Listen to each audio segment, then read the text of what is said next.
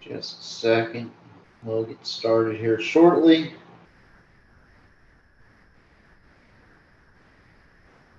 Just trying to get situated.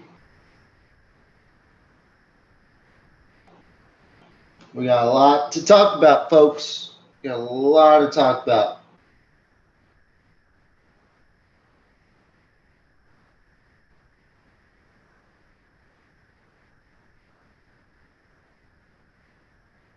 We got to talk about conference realignment, Baker Mayfield.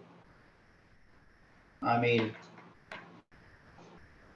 that's going to be a crazy topic to talk about. We'll get more in depth on that.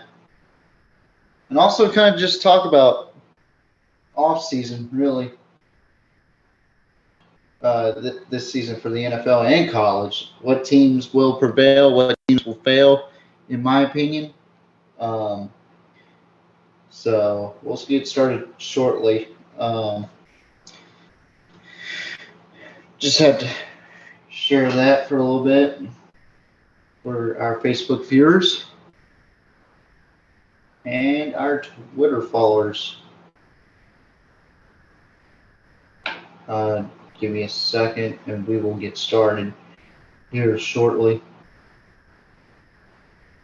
See, there's already 2 people in the comment section.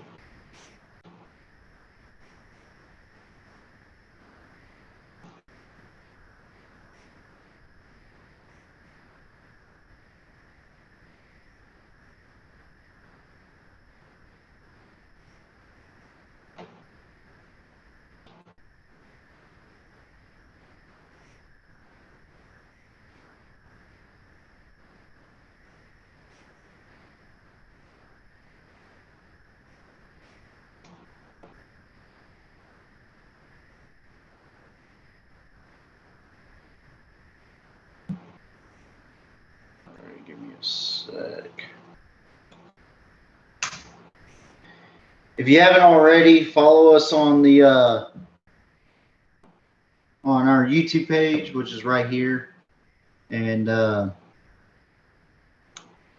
also follow us on Facebook at Pigskin Mafia Podcast on our Facebook page, and also our Twitter. Same thing, Pigskin Mafia Podcast. The username is Pigskin Mafia Pod. The PMP is capitalized.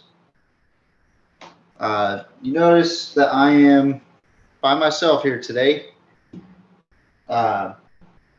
Mainly because K-Dub, he is now officially a father. And congratulations to him and his wife, Rachel. I will be up there next week, and we will have a tremendous show next week for y'all. It'll be an interesting one. We don't know exactly how we're going to do this yet. I might take my computer and microphone and whatnot, so it's going to be pretty awesome. So I'm really interested to see what you guys have in the comments section. and what y'all want to know, because this is heating up in football. But enough with me just talking about whatever. Let's talk about football for a minute. And I got to say, yesterday was an unexpected move. I feel like this man got disrespected by Cleveland way too much. First of all, go ahead and sign, or you get Deshaun Watson out of Houston, pay him a boatload of money,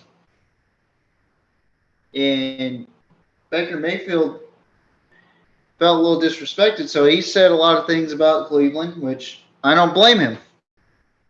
Some people will say, well, he's not that good of a quarterback. I don't think so. I think he's a top 15 quarterback, just slightly off the top 10 in the NFL. But he has helped y'all get to the playoffs, Cleveland fans. When are y'all going to realize this? And some Cleveland fans wish that Cleveland did not do Cleveland things. And really, I have a question for the medical side of the Cleveland Browns. I mean, OBJ has been fighting an injury on his knee. Baker Mayfield with his shoulder injury still played through it. He wanted to play through it, but good grief, folks. I mean, you have to wonder what is going on with Cleveland. But they ended up trading Baker Mayfield yesterday. I was actually at the mall in Corpus Christi yesterday. And ESPN broke out the news. Really, Ian Rappaport, shout out to Ian Rappaport, that Baker Mayfield's being traded to the Carolina Panthers. I was actually really excited about this because,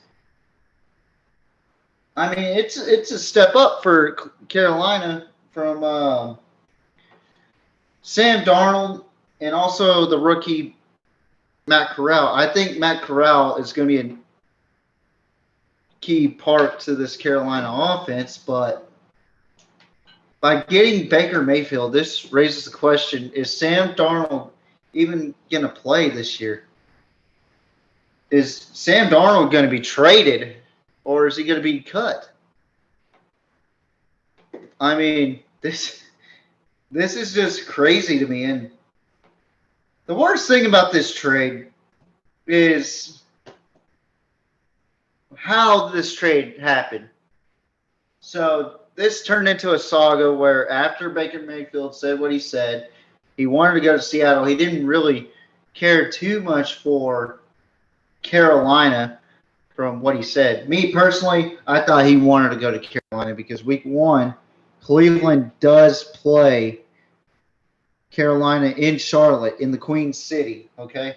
So the Carolina Panthers acquire Baker Mayfield from the Cleveland Browns for a 2024 conditional fifth round draft pick. I can't even talk right because this deal is ridiculous, okay? A fifth round draft pick pending on a physical.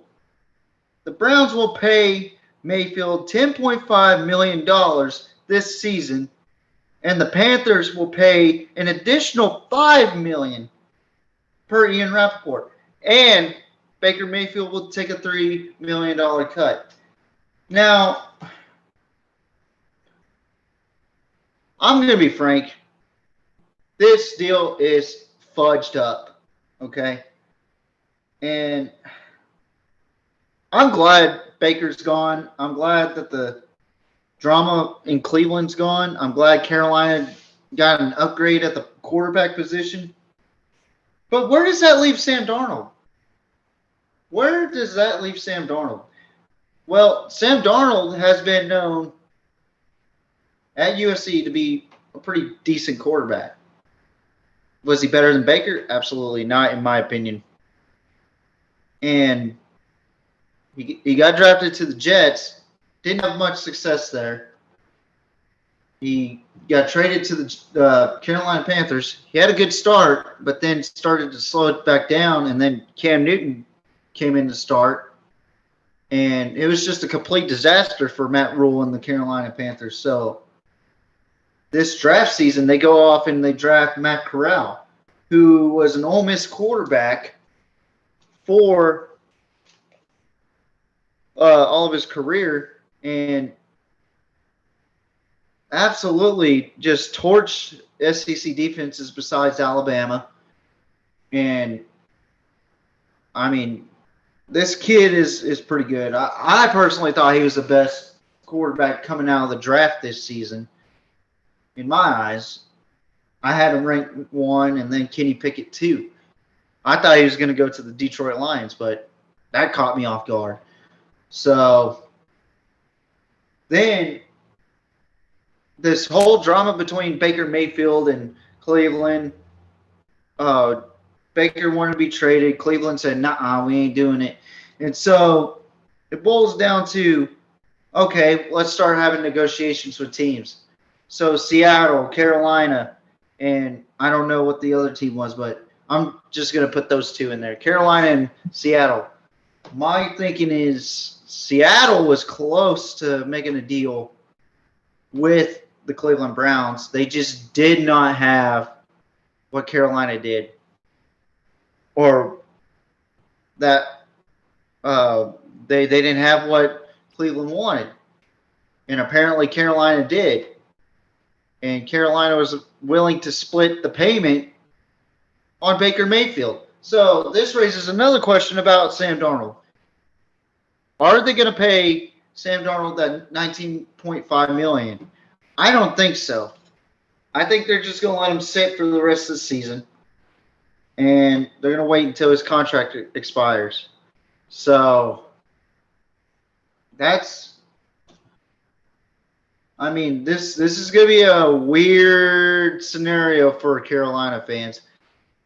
And if we got any Carolina fans, shout out to y'all. Y'all just got yourselves a pretty good quarterback. This just makes the NFC South much more interesting because you got Marcus Mariota and Desmond Ridder battling it out for that starting spot over there. You got Tom Brady coming back for Tampa Bay as they're trying to get all their free agents back. Then you got New Orleans, who's spilling up to be a contender for that NFC South Championship title and reclaim it.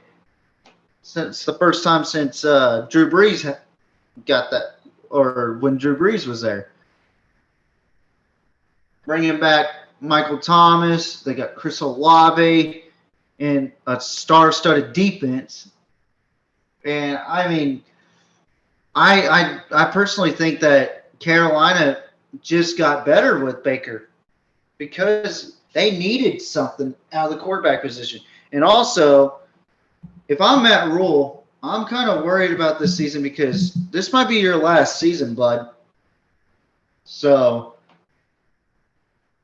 why not use Chuba Hubbard instead of using him as a backup? Utilize him like a Travis Etienne role, just like I was telling Caleb. Use him as a utility back, kind of switch him up from running back to receiver. And if McCaffrey's hurt, you can use him as a running back. He is a decent running back. I mean, I seen him play at Oklahoma State when he torched Big 12 teams with his running ability. He torched Sooners, Longhorns, Bears, Red Raiders, Horned Frogs, you name it. He torched every defense that wanted to touch him, but he was just too quick. He was just too fast for those defenses, for those Big 12 defenses. And I gotta say, man, this is just one big move that Carolina won. mainly Baker Mayfield won this matchup. Baker Mayfield won this. Let me tell you why. He wanted out of Cleveland. He wanted to be on a team that might be a little different from Cleveland, might show a little bit more love. Why not go to the Queen City? The Queen City is a great place to start off with, honestly.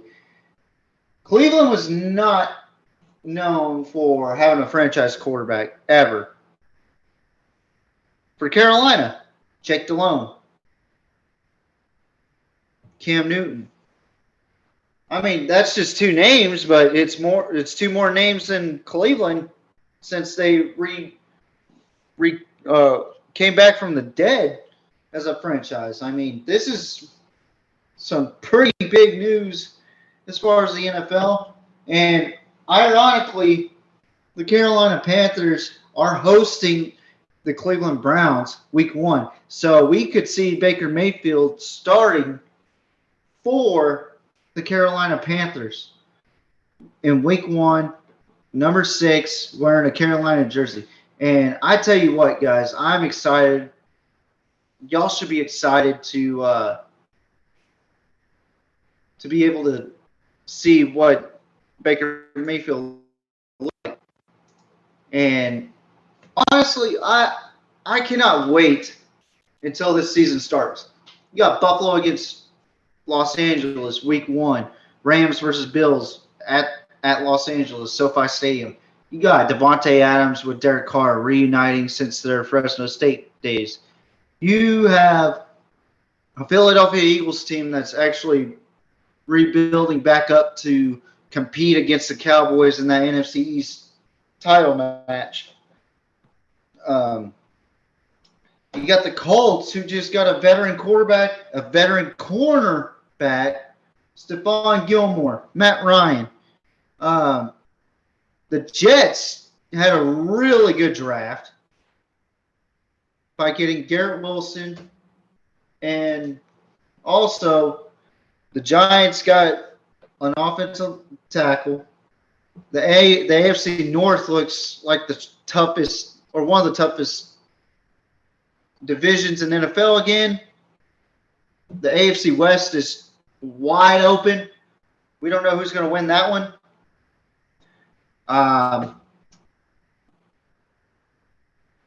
Tyreek Hill to Miami. And let me bring something up about Miami while we're at it. So, Miami, I have a feeling that they might be the weakest team in that division. Why is that, TJ?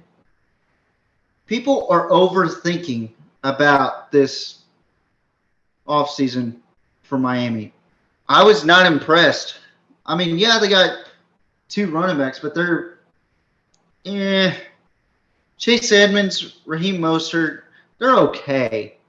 Cedric Wilson, he did do well last season when his moments were right. But, I mean, besides the Tyreek Hill signing, I wasn't wowed. I was not wowed by any means. So, I don't know. I don't know how this is going to go for Miami. I hope that we get to see Miami do well. I hope Tyreek Hill does have a fantastic season. And the narrative that Tua Tagovailoa is not a good quarterback, I hope that narrative is out the window. I hope that people start to rethink, okay, he's a pretty good quarterback. And I think New England's going to be very competitive this season. They're going to have a really good defense this season. And Mac Jones, will he have a sophomore slump, or will he have a superstar performance his second year, just like Joe Burrow? Speaking of Joe Burrow, Cincinnati really is trying to climb back up to the top. So they were the most impressive team out of any NFL team, in my opinion, last season, because they overcame a lot of adversity, especially against Kansas City in that AFC Championship game. But They were so close to beating the best team in the NFL last season. And I was really impressed with that team overall. I do think they needed to work on their their defensive back room. So Pittsburgh, they replaced Big Ben,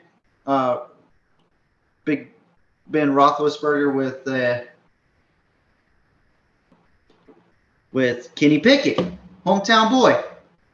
So I think Kenny Pickett is being overlooked by a lot of these AFC North guys, AFC quarterbacks, because there's so much talent in the quarterback depth in the AFC. And it's not a pocket passer league anymore. So why are we talking about Kenny Pickett? Because he's not a pocket passer. He has wheels too. He proved it last season. He can sling the ball, but he can also run the ball.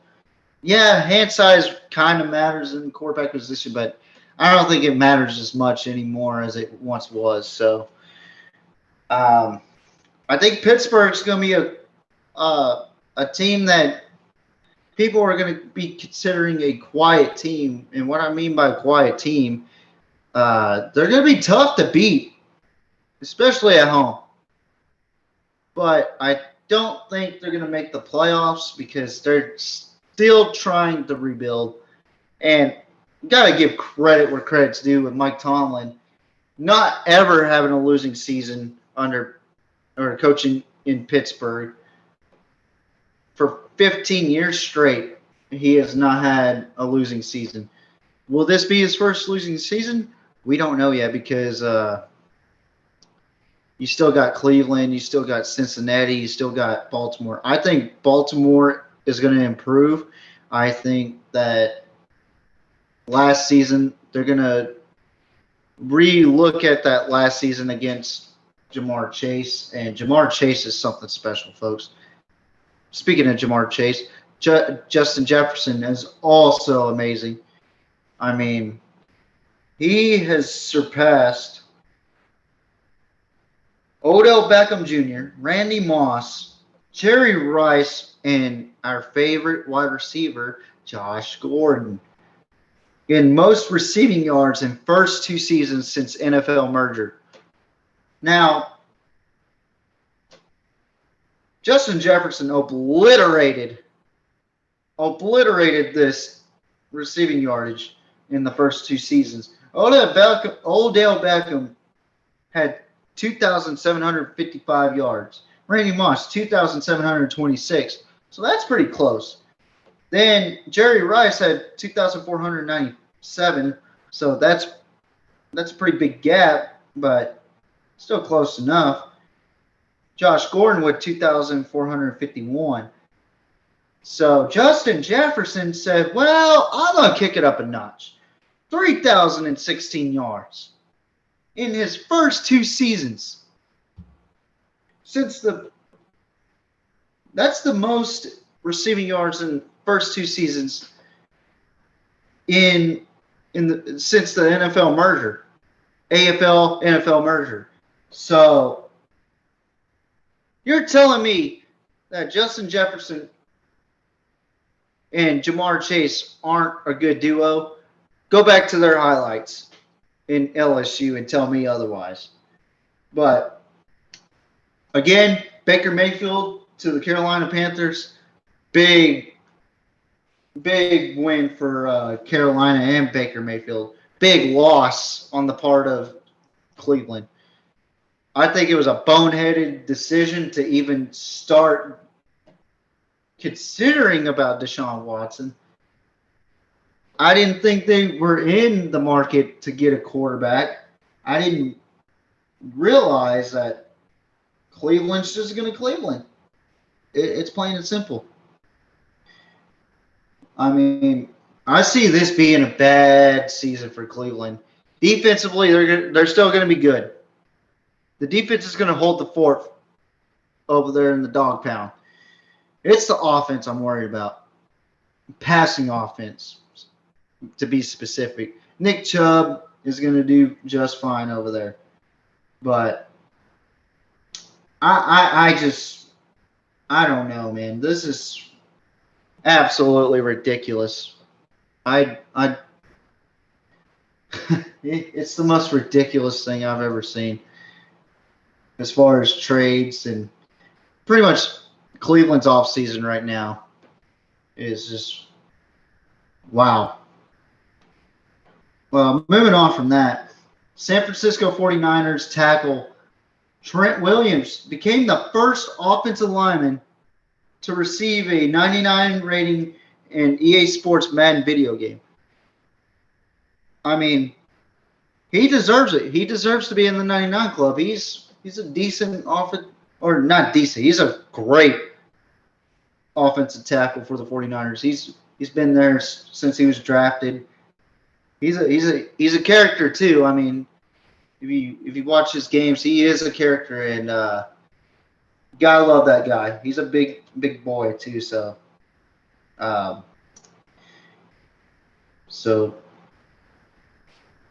and another thing for Texas. All right, Texas has been in the news all off season in college football. Okay, so Texas now announces new partnership with Anheuser-Busch, meaning they're going to be on Bud Light cans saying "Hook 'em horns," and I can't wait to drink out of them.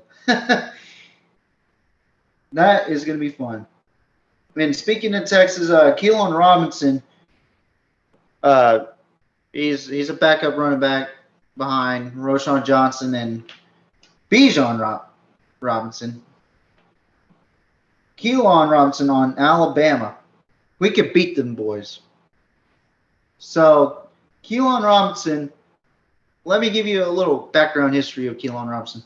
Before he made the transition to Texas, he was over at Alabama. And he's a stud. He's fast, he's quick, and he's a good receiving back. Honestly, I don't know why he doesn't play slot, in my opinion, as a Longhorn fan. But he is a terrific athlete, and he came out saying that we could beat them boys, and he's talking about his former team, Alabama. And we have a couple of former Alabama guys. Billingsley, the tight end. Excuse me. And it's going to be a fun one to watch. Alabama versus Texas in Austin at noon on Fox Sports. I am going to watch that game personally. I might even live stream it. Not show it, but live stream, and y'all can get my reactions out of this game. I'll probably even commentate the game if I have to. I am excited about this game because it's Texas back. I hate that saying, so don't get me started about that.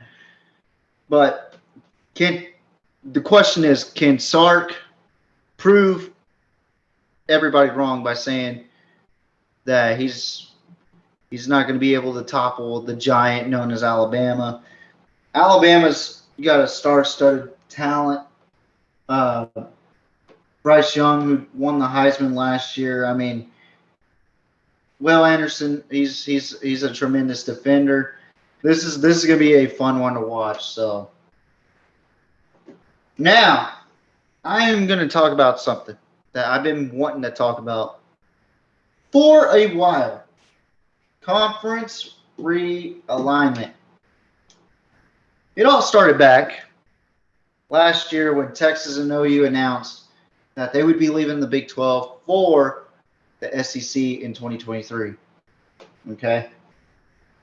A couple weeks ago, UCLA and USC decide, that sounds like a good idea. Let's go ahead and follow through and leave the Pac-12, who's not generating any money besides Los Angeles market, to The Big Ten.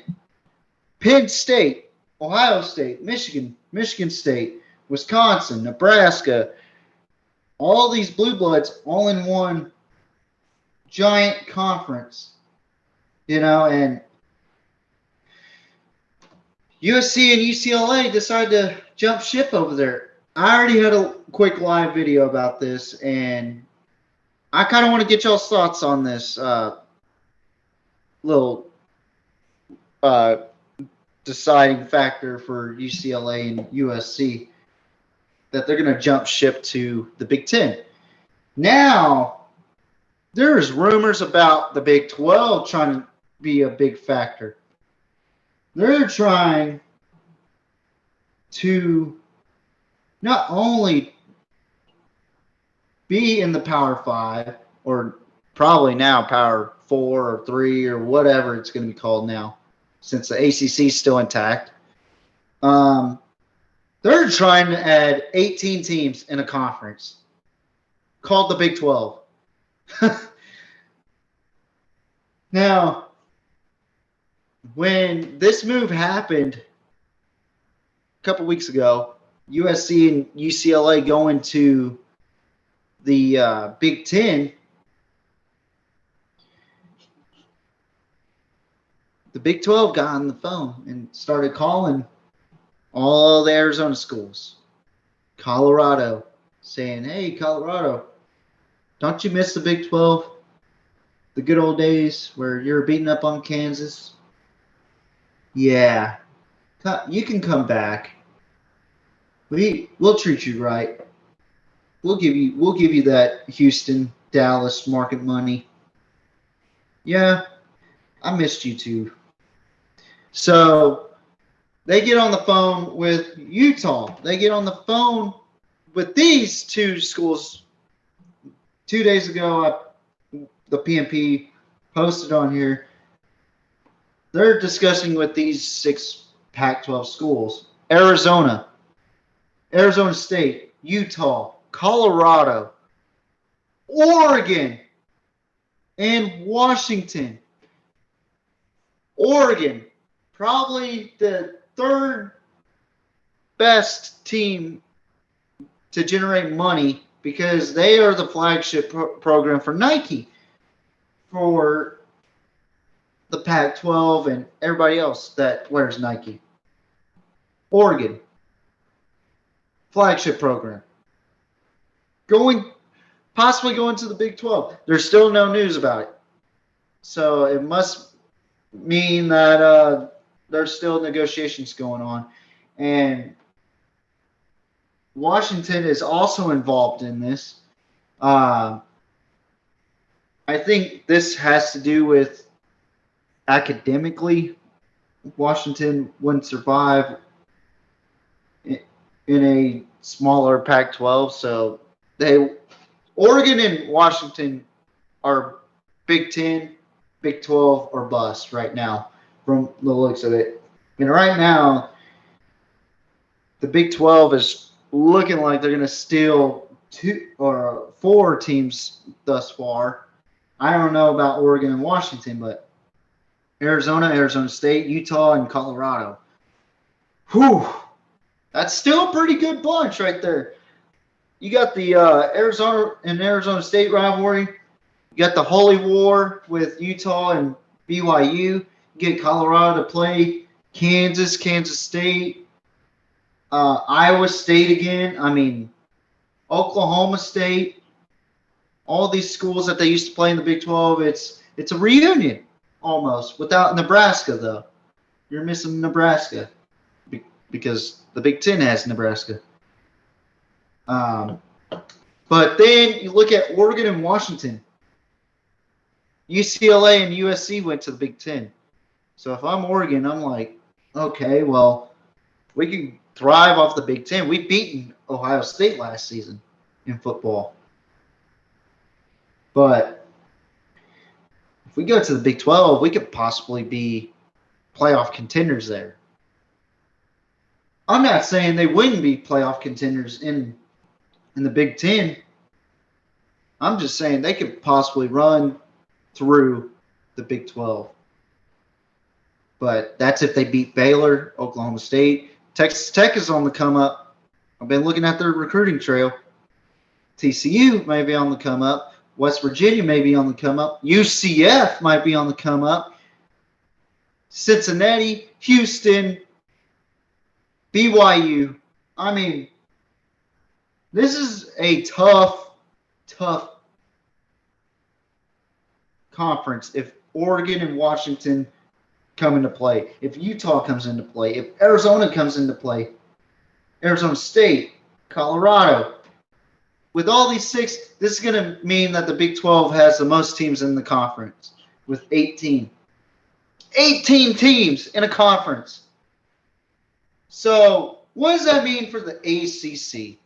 Well, the ACC have a contract for all of the ACC schools for them to not leave the ACC until 2036 when the new TV deal or when the TV deal expires.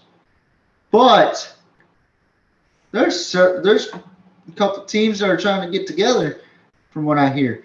Clemson, Florida State, Miami. They're thinking about leaving the ACC. What's on in college football? I mean, this is insane. I mean, college football, we've known it as a regional sport. So the best in one region against the best from another region playing the national championship. Now they're making it to where the best versus the best in one conference. And it's about TV deals. It's about money. And there's nothing wrong with that. In my opinion, if it makes college football better and more interesting to the viewers, if it gains viewerships, then it's good quality football. And that's what you want. And, I mean, you got Texas and OU going into the SEC. Texas is starting to build up towards the right direction. Oklahoma, they're still trying to find themselves back into the top after losing half of their coaching staff or more than half their coaching staff and losing half of their team to transfer portal. And with big signings or big commitments so far from Texas, it's not looking good for Oklahoma. Yeah, they got that one good quarterback, Nelson, but other than that, I haven't really seen much out of Oklahoma. They got a good run or linebacking core that's coming in 2023, but other than that, there hasn't been a whole lot for Oklahoma. So I don't know what to say about the Sooners. Florida State possibly getting into the SEC could be disastrous for Florida State. It makes sense based off of their rivalry with Florida State Florida. But the way they played in recent memory since Jimbo Fisher left Florida State, they have been disastrous, and sad. It really is sad to see Florida State down as one of the schools in the laughingstock region. I know this because I'm a Texas fan. We have to deal with you lost to Kansas at home, or just 5-7, and it sucks. But I get it, Florida State fans. I get it. But Tallahassee will be back. I don't think it's a good idea for Florida State to go into the SEC right now. But Clemson, they can go ahead and jump ship to the SEC. Miami, good recruiting ground. They can jump in. They're starting to build up with Mario Cristobal, and I mean it's just going to be interesting college football for the next 5 years, I think, and then 10 years, and then so on and so forth. We might have 4 Super Leagues at the end of this. We might have 3 Super Leagues. We might have just 2. And then everybody else is left out. So what does this mean? It means that the SEC and the Big Ten are trying to grow, but the Big 12 is trying to fight back, and the ACC is just sitting and watching. Well, sitting and watching ain't going to get you nowhere if everybody else is making more money than you, because you just have the same schools.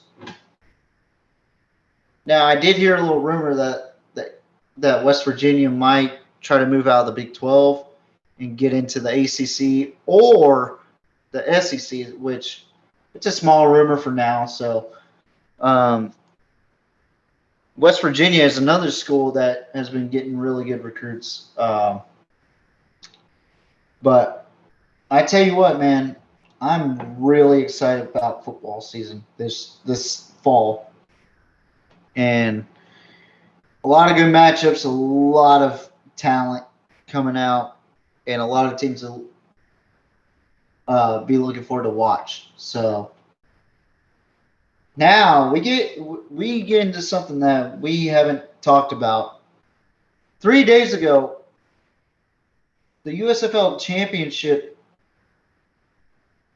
has been played, and I gotta say, I was really impressed with the USFL. Despite playing in one setting, okay, they played at Birmingham, then they played at Canton, Ohio, which that's a pretty cool place to play in the playoffs. But now we have our first USFL World Heavyweight Champion. It's Scooby Wright and the Birmingham Stallions. Congratulations to the Birmingham community, the Birmingham Stallion community, the Stallions with one loss to the Houston Gobblers, which I was really disappointed in this season. But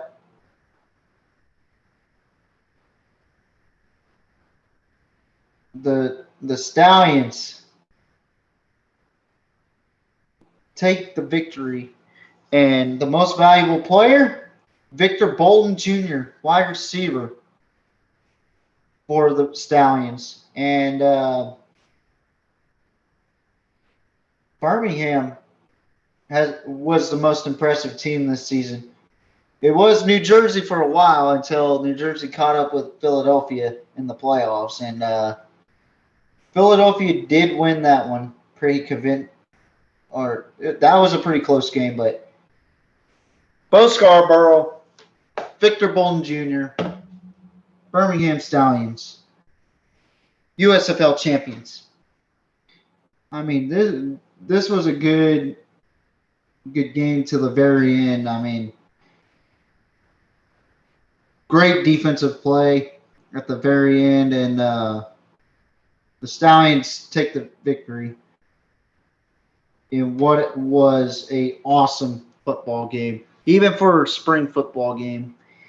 I hope to see more leagues like this, like the XFL is coming back. The USFL is having season 2 next year, which is a really good thing. So we'll get to see more than just USFL one year and then XFL the next year. XFL didn't make it because of COVID. And now they got Dwayne "The Rock" Johnson, who now owns the USFL, will be on next season after this next Super Bowl cycle. So I'm really excited about football in general. So we're going to have so much fun this season talking about drama. And it's one of those things that I am really excited about. And I am looking forward to just watching news, and I'm keeping a close eye on that conference realignment. And I am super excited for college football. For those of you that don't know me, I am a college football fanatic. Caleb is a NFL football fanatic. I love the NFL. I really do. But once it comes to stats and stuff, Caleb is your man. Caleb is your guy to talk to as far as NFL. Uh, but I do keep up with stats in the NFL, but Caleb is just more thorough with it. And that's what makes this duo so good, is that we know our weaknesses and our strengths. And I'm basically the college football guy, and he's the NFL guy, So, I mean, this is something that we're both excited about. We're really excited about football this season, and we talk about it every day. He just had his son a couple nights ago, and we're already talking about getting him into the recruiting trail. So I'm excited for that portion of my life. Hopefully, I'll have a sweet baby boy around that time. Hopefully, I'll find me a girl at that time. But anyway, let's get serious for a moment. But I am really excited to watch the Big 12 this year because of the fact that Texas got a lot of transfers, 35 transfers from the transfer portal. And also, you got a lot of recruits coming in, committing to Texas Tech, which Texas Tech has been needing to be good for a while, ever since Mike Leach left, which I think is – can I say the word? No. But I think that Mike Leach did get screwed out of that whole situation. But then he benefited by coaching at Washington State, and now he's at Mississippi State, where his team is young, but they're building up to the hype. So then you got Baylor, who Dave Aranda completely turned around, and an aggressive Baylor team that I expect to not give up that easily, give up that Big 12 title that easily. Oklahoma State, Mike Gundy, you already know the deal. They're going to sling it. They're going to do whatever they can. The interesting team I'm looking at right now is West Virginia, TCU, and Texas Tech. Why? Because they are pulling all the strings to get good recruits while they still can. And Kansas is going to Kansas. It was a fluke. I'm going to say that right now on record. It was a fluke when they beat Texas. And I don't ever want to hear those sentences ever again that Texas lost to Kansas. I'm tired of hearing about it. I'm ready for football season. I'm ready for Texas to play against Kansas again and for everybody to stop making jokes. But in all seriousness, I think the Big 12 is going to have a really good season. And with next year coming around with UCF and all them coming into the Big 12, which will make it better since Texas and OU is going to leave, it will make it better. And you could possibly pull in those Pac-12 schools. So, yeah. So that was a lot to talk about. And I am excited about this season. I'm excited to hear what everybody feels about this season. I am excited to see what's going to happen in the NFL, what's going to happen in the college football world. So we're over here in a paradigm shift in college and NFL. Good players going to teams that needed that position in the NFL. Conferences realigning in the college football universe. Transfers going to places that needs that position. And last but not least, we got spring football, baby. We are the cream of the crop of all college and NFL football podcasting. I'm TJ Riddell, and we are the PMP. Thank you so much for watching tonight, and I will see y'all later. Good night, and goodbye. Bang.